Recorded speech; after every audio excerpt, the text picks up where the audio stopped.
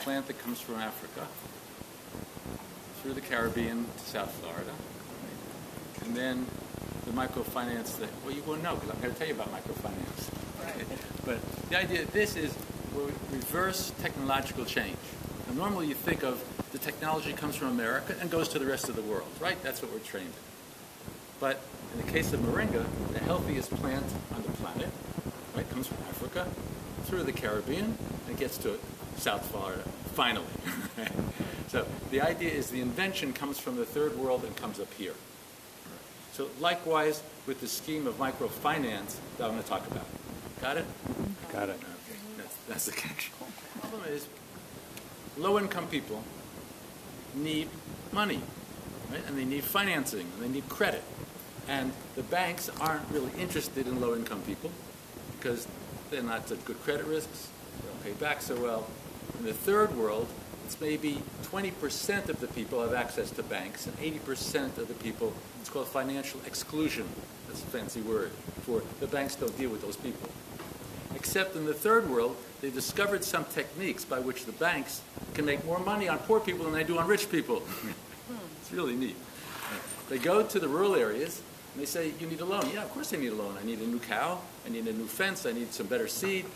Okay, sign. They will give you a loan, and you have co-signers, and you have collateral, and if you don't pay back, they'll pay back. And the default rate is usually 0 because the neighbors are good neighbors, so everyone pays back. And the bank in the capital city makes more money off of these low-income rural people than they do in the city. That's why they're in the rural area, because they've already exhausted the people in the city, and now they're going for another market. So a friend of mine who works in Peru discovered the following technique, and that's he decomposed the bank and what a bank does in the city, and he made a bank that's run by the people, for the people, by the people, and other people. That's it. So that the result is that the interest rate is low. The interest, look, when I take out a loan and I pay interest on the loan, the interest that I pay them goes to the bank. I never see it. Right? I borrow 100, I pay back 100 plus. The plus disappears from me forever. However, in the scheme that I'm going to talk about, the microfinance scheme called Unicas. Oh, you guys said it. Unica. Unica. Yeah, that's good. Again, Unica. Unica. The Unica system, which stands for the Union of Credit and Lending. Credit and Savings and Credit Association. That's really what it means in Spanish. So the idea of the Unica is that the interest that you pay stays in your bank, and you run that bank. So the $100 that you borrowed, you pay back, and the, let's say, $20 interest that you paid becomes part of the capital to be lent out to your neighbor the next month, right? And then when they borrow the 120, they pay back that 120 plus interest. Their principal plus interest stays in the bank and keeps on growing.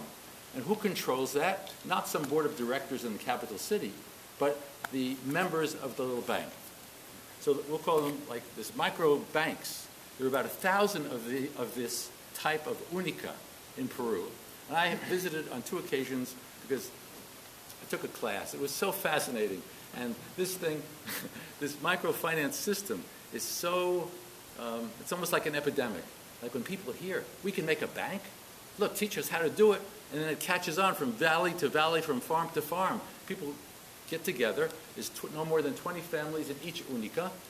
They have a constitution. They have a set of rules. There's a training session.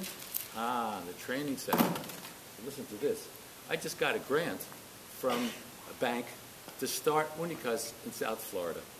And the only cost is really to have these training sessions, to get everybody together so there's food and there's travel to get there, so that we can, it takes about an 8-hour training session. Okay, so a group of students of mine came back from visiting these Unicas in Peru, and the final exam was this. To pass this course, now that you've seen how Unicas work in Peru, you have to start an Unica in Florida. Woo! So they went to Homestead, which has a large rural Spanish-speaking community, and they held a public meeting in a church, and they advertised that they were going to talk about Unicas, and a group of people came, and they said, okay, you need 20 people, fine. They got 20 people together, they formed the Unica. That's 3 years ago. It's still going. on the basis of one 8-hour training session. Because the way it works is that it meets once a month. They should only be people that you like. Because if there are any people that you don't like, it won't work. So if you don't like somebody, they should form their own Unica. So you have an Unica, you get 20 people together, you have a training session for maybe 80 or 100 people, because people will come from all different possible Unicas, right? We'll have a training session. Then it'll meet once a month. You walk into the meeting. But let's say the Unica decides how much savings everybody must minimally save each month. I never save anything. You want to be a member of my Unica? $20 a month. Okay, $20 a month I could deal with, right? I walk in, I put the $20 on the table. There's 20 people. That's 20 times $400. At the end of the night, there's $400 on the table, right? So now we have $400 to lend out. Okay, a couple of people want loans. Good, medicine, travel, education, books, something like that. Okay, the loan committee, which is made up of a subgroup of us, right? We say, okay, this medicine, that's high priority. And surgery, that's high priority. So they lend out the money to those people. They sign a contract. This is all done publicly. They sign a contract with everybody. We all watch, see what's going on. They sign it, and they promise to pay back the next month the $400 plus, and then you decide the interest rate. Usually it's, in South America, it's 10% a month. 10% a month. It's a lot. You think of it. Here, if you have credit cards, 2% a month is what it costs. Okay, but the Unica, that's because the black market, the rate, what do you call it, loan shark rate in Peru is 20% a month. So 10% a month is a bargain. Right? Okay, so here maybe it's 2% a month, but you decide. The people of the membership decides what their interest rate will be. So let's say it's 2% a month. So you pay back the next month, you pay back the $400 plus the 2%. So now the next month, right, the second month, you have $400 from the first month plus interest, and you have a new $400, it's $800. Aha, you have $800 to lend out. So you don't need a bank really. You don't need a safe, because where is the money every month put? It's working. Right, I have $800 on the table. At the end of the night, we divided up the loans. People disappear. It has to be in a safe place, by the way. It can't be, this meeting that I'm describing usually is in a church or some place where, because otherwise there was one case in Peru where a guy walks in with a gun.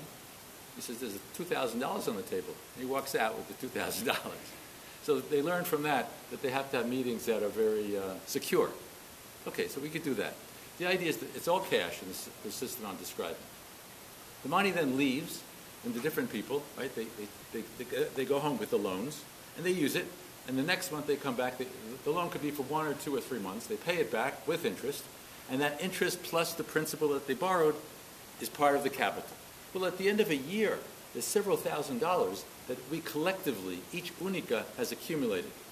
So the first year of the experience in Peru has been like this. The first year, people will say, well, first of all, we've never saved in our life. We've never borrowed any money in our life like this. And so it's generally for emergencies, for medicine or for deaths or for the things that they're going hand to mouth. But the second year, people get used to this idea of saving every month.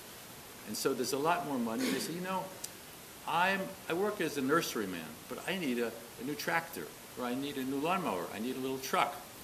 Or I work someplace and I would like to start a little business. And I want to borrow some money to start my business. So all of a sudden I'm a little entrepreneur, right? Because I have access to money at low interest, and I also have the advice of everybody else. Because everybody wants to see me succeed. And also remember, when I take out a loan, I have 2 co-signers. So if I don't pay back the loan, they pay back the loan for me. So they don't really want to pay back my loan. So they're going to advise me as much as possible, how to lead my life, and so they'll be able to pay back the loan. So there's a lot of social improvement going on here. There's also a social agenda, where the people decide what it is. The kids have got to be in school. In South America, they have to be inoculated. Whatever is appropriate to your neighborhood and to your people. We work in Spanish, we work in English. We haven't worked in Creole yet, but that's coming if anybody's interested. And we have all the materials for training. What else? I was surprised because they asked me to do I'm an economics professor. So they asked me to do an economic analysis of this Unica system in Peru. Very Peruvian? Okay, just a second. Okay. And what I was surprised at how little overhead this requires. Once you train people, they really are quite meticulous to maintain the rules. And then there's another key element, and that's called the monitor. The monitor is a group that's sent by the central administration of this Unica system to help resolve disputes, to help keep people right on track, to make sure everything is going in order. Yeah, they're usually interesting people that want. And I'm hesitating because each Unica is unique, because some Unicas specialize in sheep raising. I'm talking about fruit. Other people do textiles. Other people do fishing. Other people do mining. So it's a group depending on your neighborhood. So the monitor has to travel every month to meetings all over Peru. Sometimes they're very high, and sometimes they're in the desert, and sometimes they're on the coast. So it's and as a student of this system, I got to see different walks of life that people are using finance in order to get themselves better off. And that's the piece that's missing in America. That's what I came back with this notion of technology that could help us. Because in America, the banks aren't really interested in low-income people. Yes, there are payday loans. So looking at the data on payday loans, the Pew Charitable Funds have a study. The average person that uses payday loans takes out an average of 8 loans a year. I think it's $250 a loan. Okay. And they end up paying back $388. So I want $250, and I end up at the end of the year paying back $388. Right, double, right. So it's exploitative. And because they're not banks, they're payday loans, right? They're not banks. They're not regulated. And so they get away with it. Right? That is, it's a fine, it's a service charge, it's a surcharge. So I end up paying a lot of money. So what is needed? Unicas are needed. Unica, because we provide the capital by our own savings. We lend it out to our own members. We keep the interest on the loans. We decide the priorities of the loans. There's no need for an office or a marble building, a bank, right? So there's no overhead for that. Right? And we have access to technological advice. Like if I need advice on different things, I get it from other Unicas and from the central administration. So the people in Peru have they've built up these Unica system. It's almost like I was going to say a disease, but it's a positive disease. Like it spreads. People say, hey, I was traveling with some people, and the organizer of Unicas, she goes to the main plaza, and she says, would you be interested in starting a little bank? And the person says, yeah, what do you tell me about it? They listen to it. They say, yeah, there's a company that just came in from Mexico that wants to do the same thing. Oh, no, that company from Mexico is a profit-making bank, right? They know that there's plenty of wealth in the lower classes that has no access to credit, that needs credit. And so they're there. But our Unica system, which is really a people's bank, so it's run by the people, it's for see, it's not a bank in the sense that you can't walk in off the street and borrow money from these people. You have to be a member.